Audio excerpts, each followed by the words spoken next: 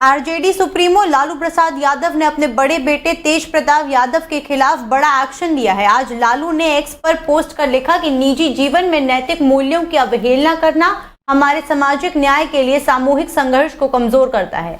ज्येष्ठ पुत्र की गतिविधि, लोक आचरण तथा गैर जिम्मेदाराना व्यवहार हमारे पारिवारिक मूल्यों और संस्कारों के अनुरूप नहीं है। अतएव उपरोक्त परिस्थितियों के चलते उसे पार्टी और परिवार से दूर करता हूं। आरजेडी सुप्रीमो के इस फैसले को अब लोग सराहना कर रहे हैं। एक यूजर ने लालू के निर्णय पर लिखा कि ऐसे ही नहीं लोग लालू जी को मसीहा कहते। तो दूसरे ने लिखा कि तेज प्रताप यादव और अनुष्का यादव विवाद पर यह बयान दिखाता है कि लालू परिवार अब सार्वजनिक छवि और राजनीतिक मर्यादा को लेकर सख्त रुख अपना रहा है। लेकिन सवाल ये भी है कि क्या इतना काफी है? क्या तेज प्रताप जैसे जिम्मेदार पद पर रह रहे व्यक्ति के व्यक्तिगत कृत्य पर असर सिर्फ निष्कासन से खत्म हो सकता है? जनता अब केवल बयान नहीं, न्याय और पारदर्शिता की भी उम्मीद करती है। दिल्ली पुलिस की एंटी नारकोटिक्स टास्क फोर्स ने फॉर्म ड्रग्स तस्करों के एक इंटरस्टेट सेंटिमेंट का पर्दाफाश किया है। दिल्ली पुलिस ने इस कार्यवाही में कुल 5 आरोपियों को गिरफ्तार किया है। वहीं दिल्ली पुलिस ने उनके कब्जे से कुल 2360 ट्रामाडोल युक्त कैप्सूल और 150 से ज्यादा कोडिंग आधारित सिरप की बोतलें बरामद की है, जिनकी अंतर्राष्ट्रीय बाजार में कीमत 1 लाख से ऊपर बताई जा रही है। दिल्ली पुलिस के मुताबिक ये ड्रग्स सिंडिकेट दिल्ली यूनिवर्सिटी के नॉर्थ कैंपस के इलाकों में एक्टिव था और छात्रों और युवाओं को निशाना बनाकर ड्रग्स की आपूर्ति कर रहा था। दिल्ली पुलिस ने गुप्त सूचना के आधार पर एक फूल प्रूफ ऑपरेशन चलाकर गिरोह का खुलासा किया। दिल्ली पुलिस को गुप्त सूचना मिली कि मनीष नाम का आदमी ट्रामाडोल और कोडिंग सिरप की खेप पहुंचाने वाला है। दिल्ली पुलिस को मिली सूचना के आधार पर पुलिस ने यूनिवर्सिटी के आसपास जाल बिछाया और मनीष को 2 प्लास्टिक की बोरियों के साथ पकड़ लिया। जांच में बोरिया में ट्रामाडोल कैप्सूल और कोडिंग सिरप बरामद हुई। मनीष के पास किसी प्रकार का कोई भी वैध दस्तावेज नहीं था। दिल्ली पुलिस की पूछताछ में मनीष ने बताया कि ये उसे उसके मामा देवेंद्र ने दिए। इसके बाद पुलिस ने देवेंद्र को भी गिरफ्तार किया। देवेंद्र से पूछताछ में ये भी सामने आया कि ये ड्रग्स निखिल और जेपी नाम के व्यक्तियों से प्राप्त की जाती थी। निखिल की गिरफ्तारी के बाद पता चला कि ट्रामाडोल की सप्लाई रवि मेडिकेयर के मालिक अंकित गुप्ता कराता था, यानी कि ये कुल मिलाकर काफी बड़ा गिरोह था। उत्तर प्रदेश के आगरा में बने ताजमहल को उड़ाने की धमकी मिली है। ताजमहल को आरडीएक्स से उड़ाने की धमकी मिली है। आज ताजमहल को उड़ाने वाला धमकी भरा मेल केरल में भेजा गया है। धमकी मिलने से ताजमहल में 3 घंटे तक सर्च अभियान चला। सुरक्षा एजेंसियों ने धमकी भरा ईमेल मिलते ही हाई अलर्ट जारी कर दिया। सर्चिंग के दौरान कोई संदिग्ध वस्तु नहीं मिली। डीसीपी सिटी के निर्देश पर साइबर सेल में मुकदमा लिखा गया। संगमरमरी इमारत ताजमहल के अंदर विस्फोटक होने की सूचना 24 मई को आगरा पर्यटन पुलिस को मेल के द्वारा मिली, जिससे ताजमहल सुरक्षा से जुड़ी ताज सुरक्षा पुलिस और सीआरपीएफ तत्काल हरकत में आई। मौके पर बॉम्ब डिफ्यूजन स्क्वाड को भी बुलाया गया। ताजमहल के 500 मीटर वाले येलो जोन और रेड जोन के संघर्ष चेकिंग शुरू कर दी गई। ताज सुरक्षा पुलिस, सीआरपीएफ, बॉम्ब डिफ्यूज स्क्वाड और बहुत से आराम से ताजमहल की चेकिंग की ताकि पर्यटकों पैनिक ना हो। आज सुरक्षा बलों ने ताजमहल के येलो जोन और रेड जोन यानी कि ताजमहल परिसर में सघन चेकिंग की। इस दौरान ताजमहल में मौजूद पर्यटकों को परेशान नहीं किया गया। सुरक्षा बल चेकिंग करते रहे और पर्यटक ताज दीदार करते रहे। ताजमहल पर रोजाना बड़ी संख्या में देशी विदेशी पर्यटक ताज दीदार को आते हैं और ताज दीदार की अपनी हसरत पूरी करते हैं। ताज सुरक्षा बलों ने बड़ी बारीकी से ताजमहल की जांच की। शुरुआती जांच में पता चला कि केरल से मेल किया गया है, जिसको लेकर आगरा पुलिस केरल पुलिस की भी मदद ले रही है। तेज प्रताप अनुष्का मामले को लेकर आरजेडी सुप्रीमो लालू प्रसाद यादव ने अपने बड़े बेटे के खिलाफ बड़ी कार्यवाही की है। अब तेज प्रताप यादव को लेकर उनके बड़े भाई और आरजेडी नेता तेजस्वी यादव ने भी अपनी प्रतिक्रिया दी है। आरजेडी नेता तेजस्वी यादव ने कहा कि हमें ये सब चीज ना तो अच्छी लगती है और ना ही हम इसको बर्दाश्त करते हैं। जहां तक मेरे बड़े भाई की बात है, वो एडल्ट है, उनको अधिकार है, वो ये निर्णय ले सकते हैं। राष्ट्रीय अध्यक्ष ने उनके बारे में क्या कहा है वो सार्वजनिक कर दिया है। वो अपने निजी जीवन में क्या कर रहे हैं वो किसी से पूछ कर नहीं करते हैं। आपके माध्यम से हमें ये पता चला। इस पूरे मामले पर जब नेता प्रतिपक्ष से पूछा गया तो उन्होंने कहा कि राष्ट्रीय अध्यक्ष ने उनके बारे में क्या कहा है वो सार्वजनिक कर दिया गया है, यानी वो अपने पिता के फैसले से सहमत हैं और उन्होंने साफ कहा है कि इस तरह की चीजें बर्दाश्त नहीं की जाएगी। देखिए, आप एक बात स्पष्ट है, ठीक है ना, जहाँ तक मेरी बात है, हमें ये सब चीज़ें ना तो अच्छा लगता है ना बर्दाश्त हम करते हैं। दूसरी बात, हम अपना काम कर रहे हैं, बिहार के प्रति हम समर्पित हैं और हम जनता के दुख सुख में हम भाग ले रहे हैं, जनता के मुद्दे को उठा रहे हैं। हम नेता विरोधी दल हैं। जहाँ तक मेरे बड़े भाई की बात है, राजनीतिक जीवन में निजी जीवन भी अलग होता है। जिला सत्र न्यायालय परिसर में गैंगरेप का मामला चर्चा का विषय बन गया। पॉस्को एक्ट के न्यायाधीश ने 5 आरोपितों की जमानत याचिका स्वीकृत कर दी। घटना 10 अप्रैल को हजारा नहर के पुल के पास हुई थी। इसमें मुख्य आरोपित सतीश 8 लोगों के साथ खिलाफ प्राथमिक दर्ज कराई गई थी। आरोपितों को जेल से रिहा कर दिया जाएगा। 10 अप्रैल को सदर कोतवाली क्षेत्र के गांव की युवती अपने मंगेतर के साथ राशन कार्ड बनवाकर वापस घर लौट रही थी। वो हजार नहर के पुल के पास ठहर गई। इसी दौरान आरोपितों ने उनके मंगेतर को बंधक बना लिया। युवती को कुछ दूरी पर झाड़ियों में ले गए और उसके साथ बारी बारी से कई आरोपितों ने दुष्कर्म किया। 2 दिन तक मामला दबा रहा। बाद में धीरे धीरे चर्चाओं में आया। मामला फिर चर्चा में आ गया है क्योंकि आरोपित अमित, अखिलेश उर्फ एपीएस, सोनू उर्फ सत्यपाल, रिंकू और सोनू कुमार की ओर से पॉस्को अधिनियम न्यायालय में जमानत की याचिका डाली गई। न्यायाधीश से स्वीकृत कर दिया गया है।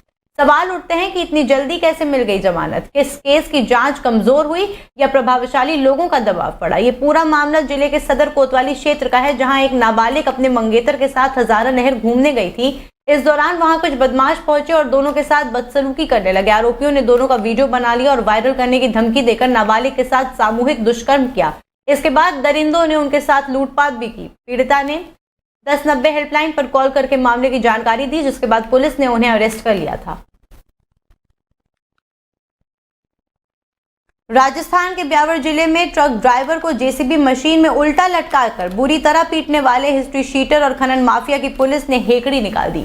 ब्यावर पुलिस ने आज सड़कों पर उसका जुलूस निकाला। पुलिस ने काफी देर तक आरोपी तेजपाल सिंह का सड़कों पर जुलूस निकाला। जिस हिस्ट्री शीटर ने ड्राइवर को जेसीबी मशीन में उल्टा लटकाकर पीटा था, वो आज जुलूस निकाले जाने पर सिर झुकाए पुलिस की हिरासत में चल रहा है। पुलिस ने जुलूस निकालकर हिस्ट्री शीटर तेजपाल सिंह का रसूख मिट्टी में मिला दिया।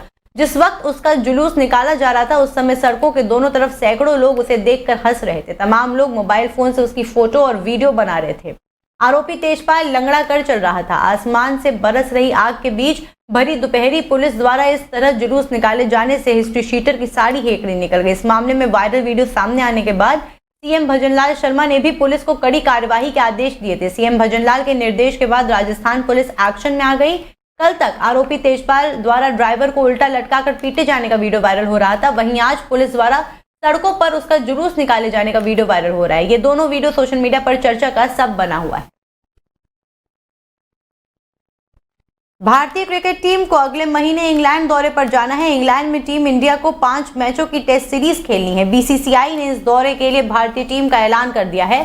भारत और इंग्लैंड के बीच पहला टेस्ट मैच 20 जून से खेला जाएगा। जाने इंग्लैंड के खिलाफ पहले टेस्ट मैच में टीम इंडिया की प्लानिंग 11 कैसे हो सकती है? बीसीसीआई ने इंग्लैंड के खिलाफ 5 मैचों की टेस्ट सीरीज के लिए 18 सदस्यीय टीम इंडिया का ऐलान किया है। इंग्लैंड के खिलाफ पहले टेस्ट में साई सुदर्शन और यशस्वी जायसवाल पारी की शुरुआत कर सकते हैं। इसके बाद कप्तान शुभमन गिल 3 नंबर पर खेल सकते हैं। विराट कोहली की जगह 4 नंबर पर अब केएल राहुल के खेलने की उम्मीद है। इसके बाद 5 नंबर पर विकेटकीपर बल्लेबाज ऋषभ पंत एक्शन में दिखेंगे। भले ही वो आईपीएल 2025 में ज्यादा रन नहीं बना सके, लेकिन इंग्लैंड में पंत से धमाकेदार प्रदर्शन की उम्मीद रहेगी। वो टीम के उप कप्तान भी हैं। नीतीश कुमार रेड्डी 6 नंबर पर खेलते दिख सकते हैं। ऑस्ट्रेलिया में नीतीश ने शानदार प्रदर्शन किया था। ऐसे में उन्हें एक बार फिर से 6 नंबर पर खिलाया जा सकता है। 7 नंबर पर स्पिन ऑलराउंडर रविंद्र जडेजा के खेलने की भी संभावना है। 8 नंबर पर शार्दुल ठाकुर खेलते दिख सकते हैं। फिर मोहम्मद सिराज, जसप्रीत बुमराह और प्रसिद्ध कृष्ण तेज गेंदबाज संभाल सकते हैं। वैसे टीम में अर्शदीप सिंह भी मौजूद हैं, पर पहले टेस्ट में अर्शदीप को बेंच पर बैठना पड़ सकता है। उत्तर प्रदेश के डिप्टी सीएम केशव प्रसाद मौर्य, प्रदेश अध्यक्ष भूपेंद्र चौधरी सहित भाजपा राष्ट्रीय महामंत्री सुनील बंसल के साथ हजारों की संख्या में भाजपा कार्यकर्ता तिरंगा यात्रा में शामिल हुए। इस दौरान एक तस्वीर सोशल मीडिया पर जमकर वायरल हो रही है, जिसमें डिप्टी सीएम के साथ साथ अन्य भाजपा नेता बनारस के सड़कों पर ही देसी अंदाज में आम खाते हुए नजर आ रहे हैं। इसके अलावा उन्होंने अपने साथियों के लिए भी एक झटके में ठेले पर लगे हजारों रुपए के आम खरीद लिए। तिरंगा यात्रा वाराणसी शहर में 3 किलोमीटर निकली थी, जिसमें भाजपा कार्यकर्ताओं के साथ ही बड़ी संख्या में स्थानीय लोग भी शामिल हुए। अब भाजपा नेताओं का आम खाने का वीडियो सोशल मीडिया पर जमकर वायरल हो रहा है। इस दौरान जैसे ही उन्होंने ठेले पर लगे आम के विक्रेता से सभी को आम खिलाने के लिए कहा, उनके समर्थक खुश हो गए। इन दिनों गर्मी का सीजन है और लोग अपने खान पान में आम को जरूर शामिल करते हैं और खासतौर पर बनारस में पैदावार होने वाले विशेष किस्म के आम को दुनिया में काफी पसंद किया जाता है। बता दें कि केशव मौर्य शनिवार को तिरंगा यात्रा में भाग लेने के लिए वाराणसी पहुंचने और पर सर्किट हाउस में मीडिया से बात कर रहे थे। कांग्रेस नेता उदित राज विदेश मंत्री को गद्दार कहने पर कहा कि उनकी बातों का जवाब देना उचित नहीं समझता हूं मैं। ऑपरेशन सिंदूर की सफलता पर पूरा देश गौरवान्वित है। देश की सेनाओं ने भारत का मस्तक गर्व से ऊंचा कर दिया है। चाहे सर्जिकल स्ट्राइक हो या अन्य कोई कार्यवाही, सेना पहले पायदान पर है। ऑपरेशन सिंदूर के तहत भारत की तरफ से पाकिस्तान और पीओके में स्थित आतंकी ठिकानों पर की गई सर्जिकल स्ट्राइक को वैश्विक स्तर पर समर्थन दिलाने की कोशिशें जारी है। इसी क्रम में कांग्रेस सांसद शशि थरूर के नेतृत्व में एक सर्वदलीय भारतीय प्रतिनिधिमंडल ने अमेरिका का दौरा शुरू किया है। प्रतिनिधिमंडल ने अपनी यात्रा की शुरुआत न्यूयॉर्क के 9/11 स्मारक से की है। ये एक प्रतीकात्मक और भावनात्मक इशारा था जो ये बताता है कि आतंकवाद एक वैश्विक समस्या है और उसका जवाब भी वैश्विक स्तर पर एकजुट होकर देना होगा। शशि थरूर ने अमेरिका की धरती पर आतंकवाद पर निशाना साधते हुए कहा कि हमने दोस्ती का हाथ बढ़ाया, बदले में आतंकी हमले मिले। न्यूयॉर्क के भारतीय वाणिज्य दूतावास में आयोजित प्रेस कॉन्फ्रेंस में थरूर ने कहा कि जनवरी 2016 में पठानकोट एयरबेस पर हमला हुआ था, जबकि उससे कुछ ही हफ्ते पहले प्रधानमंत्री मोदी पाकिस्तान गए थे। हम बार बार दोस्ती का हाथ बढ़ाते रहे हैं, लेकिन जवाब में हमें आतंक मिला है। थरूर ने मुंबई हमलों का भी जिक्र किया, जिसमें हमलावरों को पाकिस्तान स्थित हेडलाइंस के लाइव निर्देश मिल रहे थे। उन्होंने कहा कि ये सब कुछ पाकिस्तान की राज्य संरक्षित आतंकवाद नीति का स्पष्ट उदाहरण है। शशि थरूर ने अमेरिकी जनता को याद दिलाते हुए कहा कि जिस तरह अमेरिका ने ऑपरेशन नेपट्यून स्पीयर के तहत ओसामा बिन लादेन को मारा, उसी तरह भारत ने ऑपरेशन सिंदूर के जरिए आतंक के अड्डों को निशाना बनाया। उन्होंने ये भी बताया कि पाकिस्तान ने ओसामा को पनाह दी, जो सेना की छावनी के बगल में छिपा था। इससे ये साफ होता है कि आतंकवाद के खिलाफ पाकिस्तान की प्रतिबद्धता केवल छलावा है। Conventional means they're willing to get it through terrorism. That is not acceptable to us, and that's really the message that we are here to give all of us, all of you in this country and elsewhere. We are determined now that there's got to be a new bottom line to this. We have tried everything, international dossiers, complaints to sanctions committee, diplomacy, even this joint investigation attempt, everything has been tried.